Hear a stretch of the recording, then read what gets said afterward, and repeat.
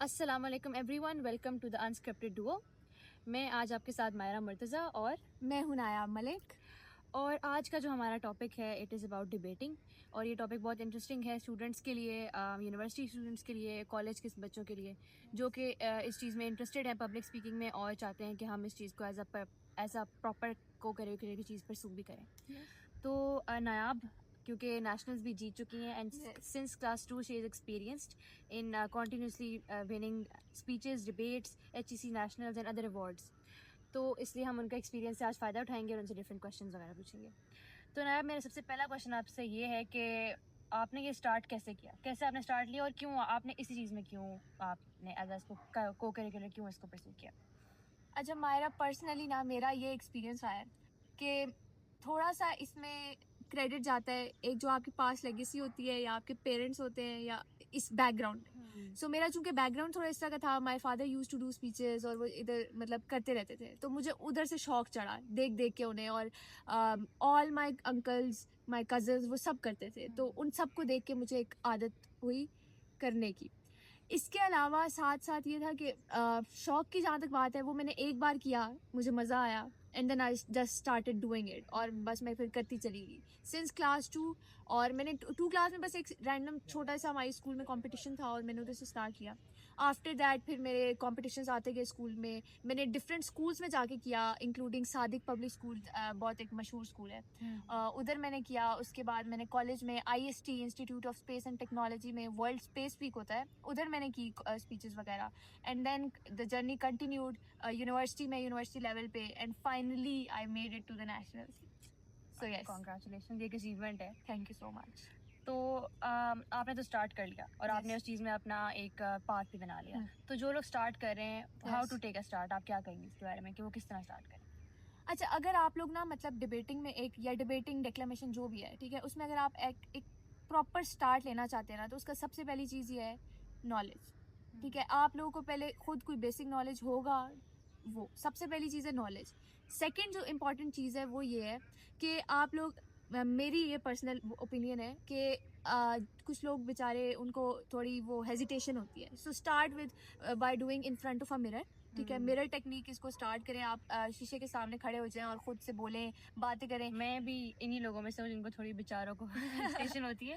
Yes. क्योंकि मेरा ख्याल ये है कि अगर आपने पब्लिक स्पीकिंग, अगर आपने मतलब फॉरेन डिबेट में नहीं भी जाना है तो आप पब्लिक स्पीकिंग को वैसे छोटे लेवल पे घर में जहाँ बात करें, Yes. बड़े बात करें, कजिन्स बात करें, वहाँ पे क्लास में प्रेजेंटेशन वगैरह में, अपने फ्रेंड ग्रुप वगैरह में पब्लिक स्पीकिंग थोड़ी स्टार्ट करें, ताकि जब आपका एक बेस बिल्ड हो जाएगी, Yes. आपको अपने ऊपर थोड़ा सा यकीन आ जाएगा, तो फिर आप अगले लेवल पे जा सकते हैं। यस, तो मैं भी यही कही थी कि पहली चीज़ है मिरर टेक्निक। सेकेंडली फिर अपने फ्रेंड्स, अपनी फैमिली, उनके साथ बैठ के आप लोग डिस्कशंस करें छोटी छोटी, क्योंकि घरों में आपको कोई जज नहीं कर रहा होता, तो आप प्रॉपर बैठे उनके साथ डिस्कशंस करें अपनी फैमिली में, कोई पॉलिटिक्स से रिलेटेड है या डिफरेंट टॉपिक से रिलेटेड।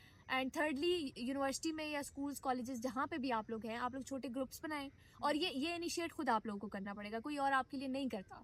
तो हमेशा मुझे भी शौक था, तो मैं अपनी दोस्तों को कहती थी कि हम छोटा सा ग्रुप बना के डिफरेंट टॉपिक, रिसेंट जो भी हो रहा होता था, करंट अफेयर्स, हम टॉपिक लेके बैठ जाते थे और उस पर डिस्कशन स्टार्ट करें। सो यहीं से फिर आपका ना एक कॉन्फिडेंस आता है कि हाँ यार मैं बोल सकता हूँ। सो ये चीज़ बड़ी इंपॉर्टेंट है। और ये मेरे ख्याल में नॉलेज वाला पॉइंट बहुत इंपॉर्टेंट है, Yes. क्योंकि अगर आप किसी चीज़ के बारे में नॉलेजेबल होंगे तो ऑटोमेटिकली आपको दिल चाहेगा कि आप किसी से डिस्कस करें उस बात को, और डिस्कस करते करते अगर आप उसको और बढ़ाएंगे तो फिर आप चाहेंगे कि इसको आप किसी और नेक्स्ट लेवल पे लेकर जाएं और स्पीचेस वगैरह भी करें। नॉलेज की जहाँ तक बात है, तो हमने लास्ट वीडियो में बुक्स वाली की थी, तो इसीलिए कि अगर आप कल को अच्छा एक डिबेटर या कल को अच्छा स्पीकर बनना चाहते हैं तो वो बुक्स पढ़ें, अखबारात पढ़ें, न्यूज़ सुने, करंट अफेयर्स से आप रहें, अवेयर रहें।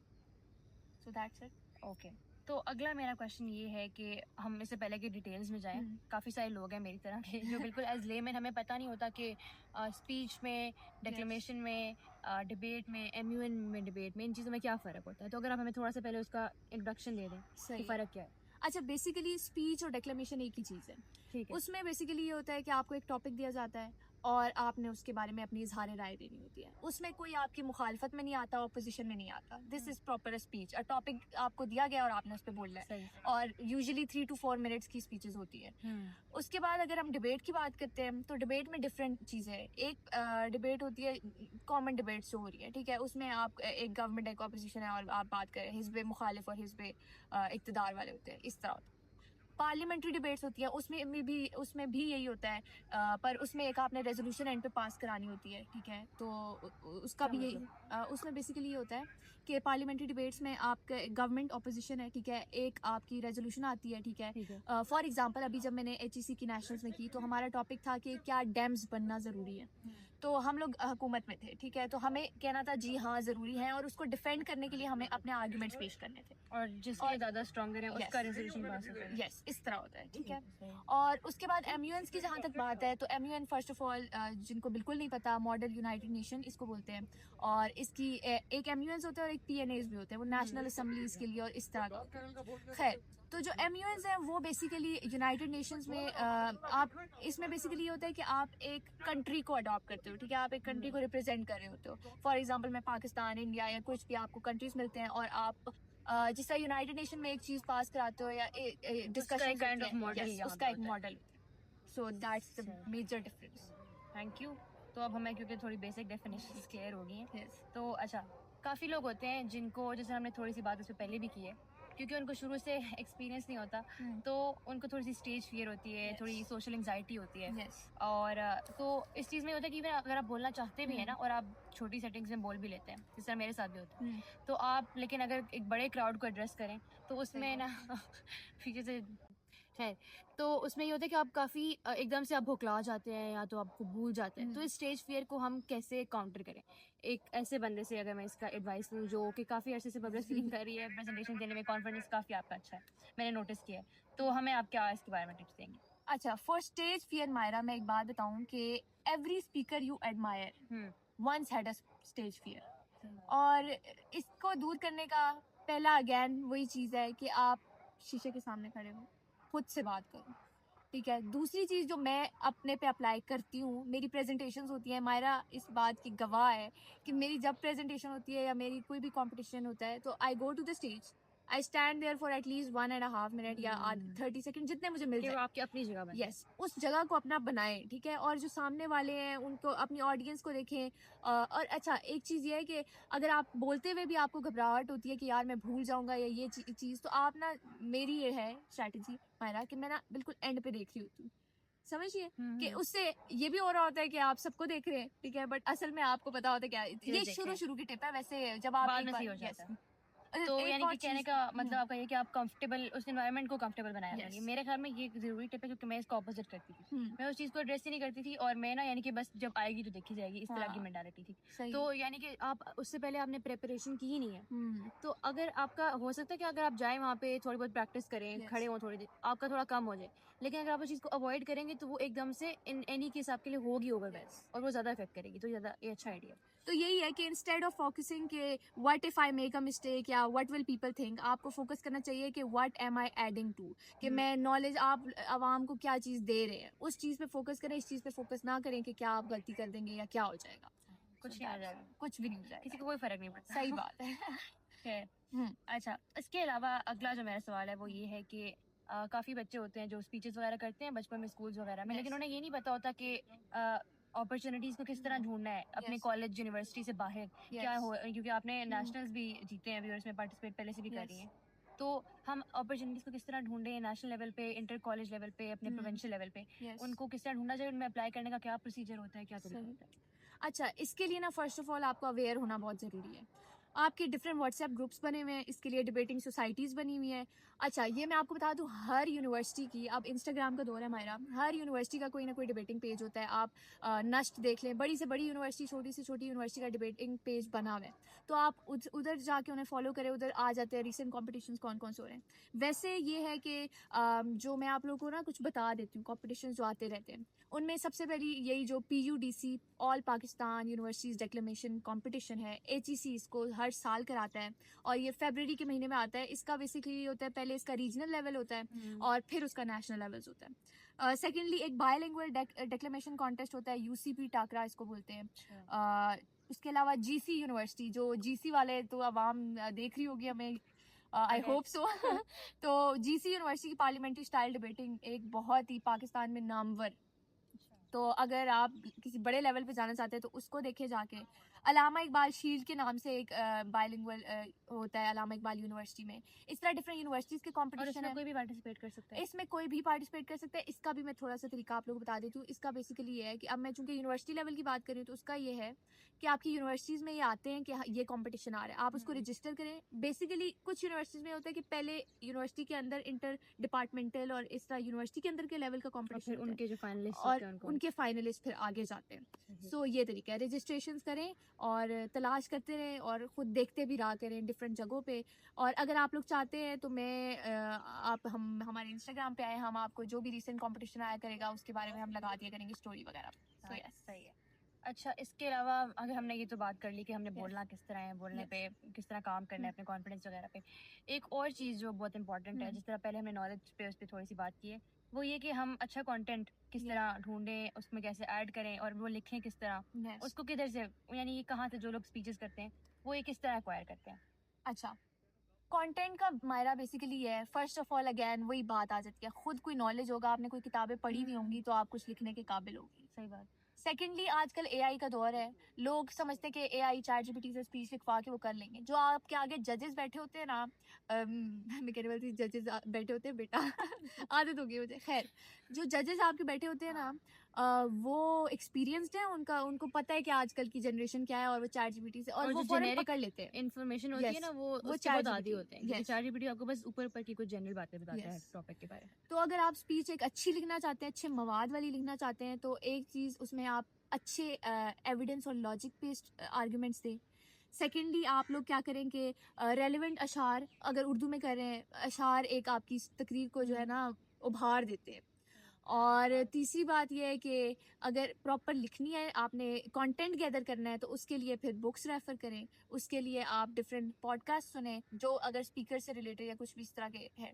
वैसे इन चीज़ों में इंटरेस्ट लें, क्योंकि ये एक दिन में नहीं हो सकता, एक दिन में नहीं है, ये एक पीछे पूरी मेहनत होती है। यस, सही।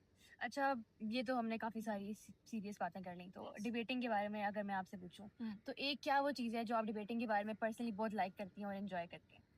अच्छा, वैसे डिबेटिंग करते हुए इस पूरे एक्सपीरियंस में, कोई भी पूरे प्रोसेस में, कौन सा पार्ट है जो आप एंजॉय करते हैं? अच्छा, वैसे मुझे तो ओवरऑल मज़ा आता है मतलब डिबेट्स में, यस। बट सबसे ज़्यादा मज़ा ये आता है कि जब एक तरफ से आर्ग्यूमेंट्स आ रहे होते हैं और आप सोच रहे होते हैं, वो जो वो प्रेशर भी ना एक एंजॉयमेंट होती है कि यार मैं अब इसका जवाब क्या दूं, वो एक थ्रिलिंग सा, बट एक रिस्पेक्टेबल एनवायरनमेंट और एक हेल्थी एनवायरनमेंट में ये बहुत ज़रूरी है। कभी कभी मैंने मायरा ऐसा भी एक बार एक्सपीरियंस किया हुआ है कि डिबेट होते होते वो कहीं और ही जाके पहुंच गई थी, ठीक है।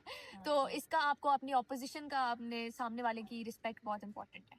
सो यस, इसी से ये रिलेटेड है। वो ये कि आप क्या डिफरेंट टिप्स दें इन चीज़ों के बारे में ना, क्योंकि डिबेट एक काफ़ी एक इस तरह की चीज़ है कि आपने प्रेजेंट रहना होता है इन द सिचुएशन, आपने अगले बंदे की बात सुननी है और उसको रिस्पॉन्ड करना है इन द मोमेंट, आपने कुछ प्रिपेयर नहीं किया हुआ, आपको उसी वक्त जवाब देना है। तो इसमें हमारे पास काफ़ी एरिया होते हैं ऑपरेट करने के लिए, काफ़ी स्पेस होती है, ग्रे एरिया होता है। तो उसमें लोग जो बहुत सारे हैं उनको पता नहीं चलता कि क्या एटिकेट है, हमने क्या बाउंड्रीज क्रॉस करनी है, क्या नहीं करनी, क्या बात बोलनी है, क्या नहीं बोलनी। तो इन चीज़ों से रिलेटेड आप क्या टिप्स देंगे? अच्छा, ये वैसे ना हमारा वक्त के साथ आता है। पहली चीज मतलब शुरू में इंसान गलती कर लेता है, टू आर इज ह्यूमन, इंसान खता का पुतला है, यस। तो ये इंसान से गलती हो जाती है, बट अगेन वो गलती होनी चाहिए, वो ज़्यादा हैबिट नहीं होनी चाहिए।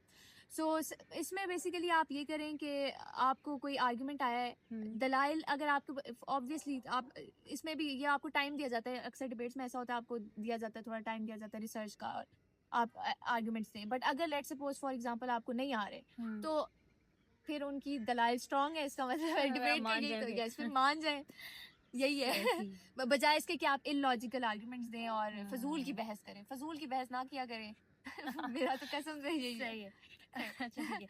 अच्छा, अब एंड में मैं ये पूछूंगी कि आपके एक्सपीरियंस के मुताबिक हम्म, जो जजेस वगैरह होते हैं, Yes. जो पैनल होता है, जो भी लोग होते हैं वहाँ पे, वो किस बेसिस पे, वो क्या चीज़ें आपके बारे में नोटिस करते हैं, वो आपकी बात में से किन बातों को पकड़ते हैं, क्या क्राइटेरिया होता है, किन चीज़ों पे आपको इवैल्यूएट किया जाता है?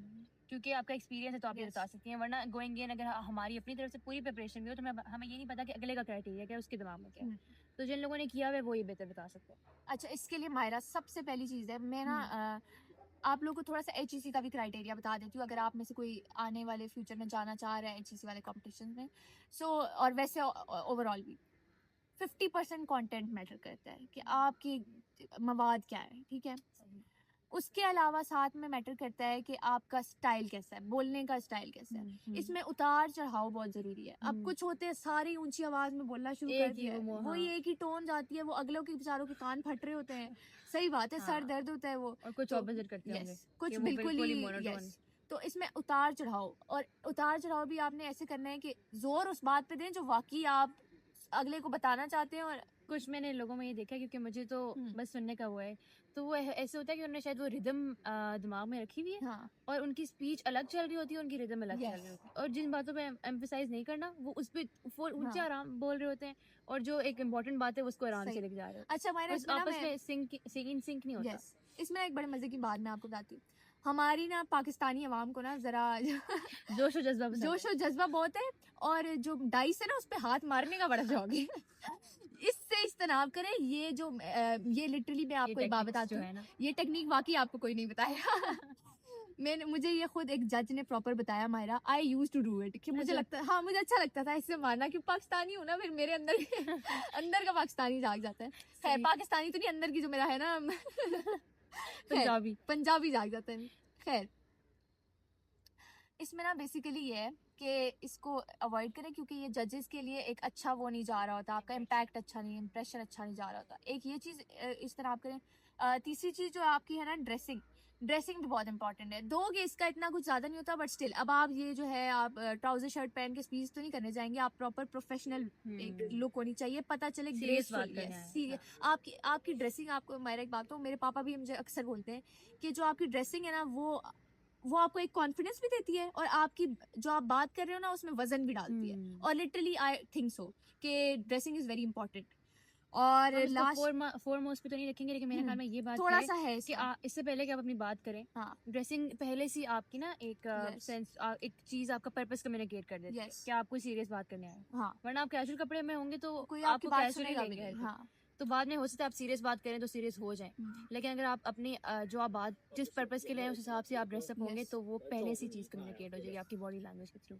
और लास्टली ये है कि तालियों का बड़ा मसला होता है लोगों को कि तालियां लोग नहीं बजा रहे। सो तालियों का ये है कि आपकी बात में वजन होगा, आपकी एक अच्छी चीज़ आप बोल रहे होंगे तो तालियां खुद ब खुद बजेंगी।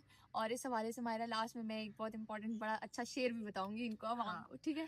तो तो इसी नोट पे हम एंड की तरफ लेके चलते हैं। सही है। लेकिन ये है कि हमने आज हमने डिस्कस तो किया, Basic लेकिन काफ़ी जनरल और ऊपर Yes. ऊपर से किया। तो अगर कोई लोग भी इस चीज़ में इंटरेस्टेड है, वो चाहते हैं कि हम और डिटेल में इस बारे में बात करें कि स्पेसिफिक चीज़ें क्या हैं इसके बारे में और कैसे किया जा Yes. सकता है, तो हम इसके ऊपर और मज़ीद डिटेल Detail. वीडियोस भी बना सकते हैं। और इसके साथ ही हम एंड करते हैं। नायाब एक शेर पे एंड करें। अच्छा, इसमें ना एंड करने से पहले मैं बस आप सबको ये बोलना चाहती हूँ, जो जो इस चीज़ में आना चाहता है, पब्लिक स्पीकिंग, डिबेटिंग या जिस चीज़ में भी, you matter, you can and you will. आप कर सकते हैं, और सिर्फ खुद पे भरोसा रखें, और फिर दुनिया की कोई ताकत आपको रोक नहीं सकती। तो शेर एक है, शेर तो नहीं है, थोड़ा सा लंबा ही हो जाएगा, बट ये मुझे बहुत पसंद है पर्सनली। तो अच्छा, चूंकि अब मैंने इतनी ये बातें की है मायरा स्पीच से रिलेटेड, तो एक छोटा सा क्लिप भी लगा देंगे, हाँ, ताकि ताकि आप आपको लोगों को आइडिया हो जाए कि किस आइडिया तरह हो जाए होता कि है। किस तरह होता है और मेरा क्या अंदाज है। Obviously I am not too good, मैं जितना मुझे पता था वो मैंने बता दिया है। हमसे बहुत बेहतर आप लोग हैं, और ऑब्वियसली अब लेकिन मैं एक पर्सनल लेवल पे जितना एक्सपीरियंस, मैंने हाँ। अपने एक्सपीरियंस के मुताबिक आपको बताया। सही। खैर, तो मायरा शेर कुछ यूं है कि तू अपनी खूबियां ढूंढ, खामियां तलाश करने के लिए लोग हैं ना। अगर रखना है कदम तो आगे रख, क्योंकि पीछे धकेलने के लिए लोग हैं ना। देखना है तो ऊंचा देख, क्योंकि नीचा दिखाने के लिए लोग हैं ना। तू अपने अंदर जुनून की चिंगारी भड़का, जलने के लिए लोग हैं ना। तू अपनी अलग पहचान बना, भीड़ में चलने के लिए लोग, है ना? तू कुछ करके दिखा दुनिया को, क्योंकि तालियां बजाने के लिए लोग, है ना? सो यस, तालियां बजाने के लिए लोग हैं। खुद पे भरोसा रखें, और मजीद इस तरह की वीडियोस के बारे में जानना चाहते हैं अपनी तो स्किल्स को comments बढ़ाएं, में अपने बताएं। एक्सपीरियंसेस को बढ़ाएं और डिफरेंट चीज़ें एक्सप्लोर करें, अपने आसपास देखें क्या हो रहा है। यस, तो तो हम इसी इसी बात नोट पे पे एंड वीडियो करते एंड हैं। करते हैं, और अल्लाह हाफिज। वजह से बेरोजगारी बढ़ती चली जा रही है। जनाबे वाला डैम्स तवानाई के हुसूल का एक माकूल जरिया है, लेकिन हम महंगे ईंधन से तवानाई हासिल करके मुल्क को मुसलसल कर्जों में जकड़ते जा रहे हैं। अगर आज डैम्स होते तो हालिया सैलाब की तबाहकारियों के बायस मुल्क को 1500 अरब का नुकसान न उठाना पड़ता। डैम्स की अदम तामीर के बायस हम कीमती पानी जाया कर रहे हैं, और इसके साथ साथ जेरे जमीन पानी मुसलसल कम होता चला जा रहा है। जमीन को पानी चाहिए और सनतों को तवानाई, लिहाजा ये कहना कि डैम्स के अलावा और बहुत से जराए हैं जिनसे तवानाई हासिल की जा सकती है और डैम्स की जरूरत नहीं, ये महज खाम ख्याली है। क्योंकि रूए जमीन पर हर जिंदा चीज, चरिंद परिंद, इंसान, हैवान को पानी की जरूरत है, और पानी रोज रोज तो बरसता नहीं। लिहाजा दाना कौमें इसके जखायर पैदा करती हैं, और इन जखायर से फिर जिंदगी भी मिलती है और तवानाई भी मिलती है। अपने सफर में रहकर पत्थर तलाश कर, जर्रे से कायनात की तफसीर पूछ ले, कतरे की वुसअतों में समंदर तलाश कर।